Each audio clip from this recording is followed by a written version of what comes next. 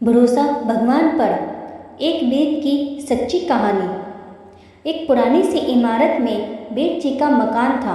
पिछले हिस्से में रहते थे और अगले हिस्से में दवाखाना खोल रखा था। उनकी पत्नी की आदत थी कि दवाखाना खोलने से पहले उस दिन के लिए आवश्यक सामान एक चिट्ठी में लिखकर दे देती थी। बेद जी गद्दी पर बैठकर पहले भगवान का नाम लेते, फिर वह चिट्ठी खोलते।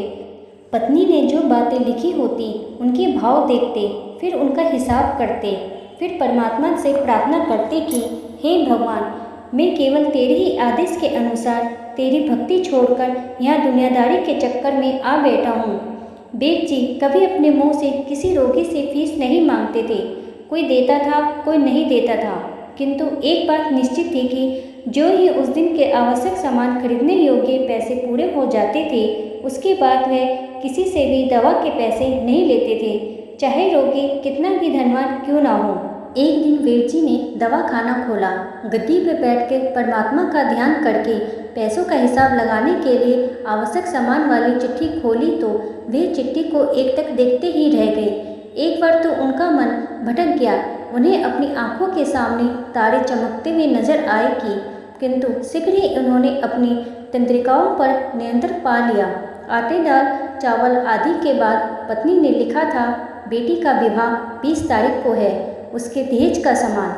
कुछ देर सोचते रहे, फिर बाकी चीज़ों की कीमत लिखने के बाद दहेज के सामने लिखा, ये काम परमात्मा का है, परमात्मा जाने।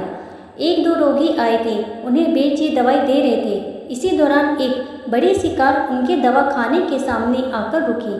बेद जी ने कोई खास तवज्जो नहीं दी, क्योंकि कई कारों वाले उनके पास आते रहते हैं। दोनों मरीज दवाई लेकर चले गए। वे सूट बूट में साहबकार से बाहर निकले और नमस्ते करके बेंच पर बैठ गए। बेद जी ने कहा कि अगर आपको अपने लिए दवा लेनी है तो इधर स्टूल पे आएं, ताकि आपकी नाड़ी देख लूं, और अगर किसी रोगी की दवा लेकर जाना है तो बीमारी की स्थिति का वर्णन करें।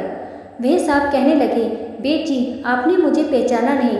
मेरा नाम कृष्ण लाल है, लेकिन आप मुझे पहचान भी कैसे सकते हैं, क्योंकि मैं 15-16 साल बाद आपके दवाखाने पर आया हूँ।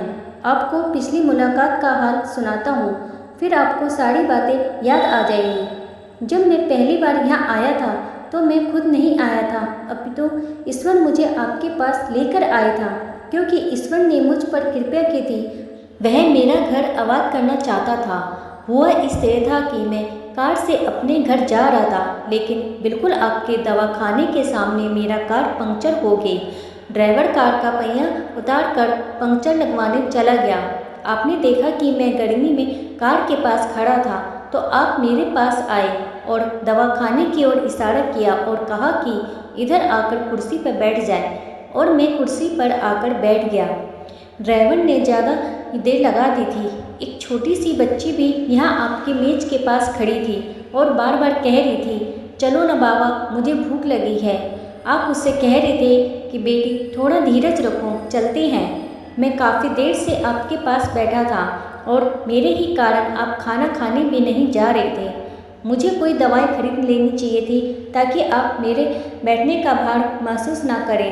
मैंने कहा, बेद जी, मैं पिछले 5-6 सालों से इंग्लैंड में रहकर कारोबार कर रहा हूँ। इंग्लैंड जाने से पहले मेरी शादी हो गई थी, लेकिन अब तक बच्चे के सुख से वंचित हूँ। यहाँ भी इलाज कराया और वहाँ इंग्लैंड में भी, लेकिन किस्मत ने निराशा के सिवा और कुछ नहीं दिया।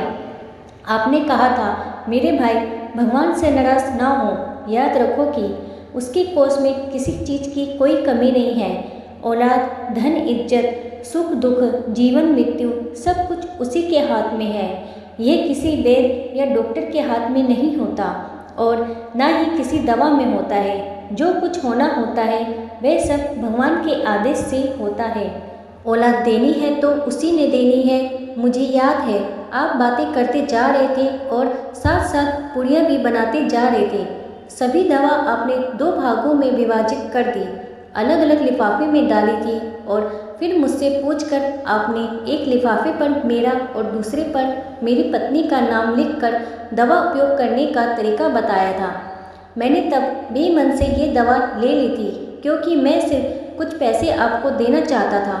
लेकिन जब दवा लेने के बाद मैंने पैसे पूछे तो आपने कहा था बस ठीक है। मैंने जोड़ डाला तो आपने कहा कि आज का खाता बंद हो गया है। मैंने कहा मुझे आपकी बात समझ नहीं आई। इस दौरान वहाँ एक और आदमी आया। उसने हमारी चर्चा सुनकर मुझसे बताया कि खाता बंद होने का मतलब ये है कि आज के घरेलू खर्च के लिए जितनी राशि बेट जी ने भगवान से मांगी थी वह राशि ईश्वर ने उन्हें दे दी है। अधिक पैसे वे नहीं ले सकते। मैं कुछ हैरान हुआ और कुछ दिल में लज्जित भी कि मेरे विचार कितने निम्न थे और यह सरल चित वैद्य कितना महान है। मैंने जब घर जाकर पत्नी को औषधि दिखाई और सारी बात बताई तो उसके मुंह से निकला, वो इंसान नहीं कोई देखता है और उसकी दी हुई दवा ही हमारे मन की मुराद पूरी करने का कारण बनेगी। आज मेरे घर में 2 फूल खिले हुए हैं। हम दोनों पति पत्नी हर समय आपके लिए प्रार्थना करते रहते हैं।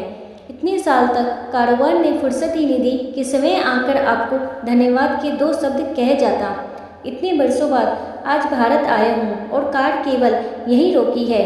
बेट जी, हमारा सारा परिवार इंग्लैंड में सेटल हो चुका है। केवल मेरी एक विधवा बहन अपनी बेटी के साथ भारत में रहती है। हमारी भांजी की शादी इसी महीने की 21 तारीख को होनी है। ना जाने क्यों जब मैं अपनी भांजी के भात के लिए कोई सामान खरीदता था तो मेरी आंखों के सामने आपकी वह छोटी सी बेटी भी आ जाती थी और हर सामान में दोहरा खरीद लेता था।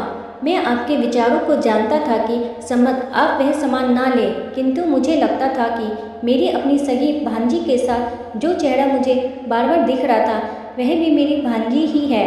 मुझे लगता था कि ईश्वर ने इस भांजी के विवाह में भी मुझे भात भरने की जिम्मेदारी दी है। बेट जी की आंखें आश्चर्य से खुली की खुली रह गई और बहुत धीमी आवाज़ में बोले, किशन लाल जी, आप जो कुछ कह रहे हैं मुझे समझ नहीं आ रहा कि ईश्वर की ये क्या माया है। आप मेरी श्रीमती के हाथ की लिखी हुई ये चिट्ठी देखिए। और बेट जी ने चिट्ठी खोलकर किशन लाल जी को पकड़ा दी। वहाँ उपस्थित सभी ये देखकर हैरान रह गए कि दहेज के सामान के सामने लिखा हुआ था कि यह काम परमात्मा का है, परमात्मा जाने। कांपती सी आवाज़ में बेट जी बोले, किशन लाल जी, विश्वास कीजिए कि आज तक कभी ऐसा नहीं हुआ कि पत्नी ने चिट्ठी पर आवश्यकता लिखी हो और भगवान ने उसी दिन उसकी व्यवस्था ना कर दी हो। आपकी बातें सुनकर तो लगता है कि भगवान को पता होता है कि किस दिन मेरी श्रीमती क्या लिखने वाली है, अन्यथा आपसे इतने दिन पहले ही सामान खरीदना आरंभ ना करवा दिया होता। परमात्मा ने, वाह भगवान वाह, तू महान है, तू दयावान है। मैं हैरान हूँ कि वह कैसे अपने रंग दिखाता है। दोस्तों, वीडियो पसंद आई है तो मेरे चैनल को लाइक करें, शेयर करें और सब्सक्राइब करें। वीडियो देखने के लिए आपका धन्यवाद।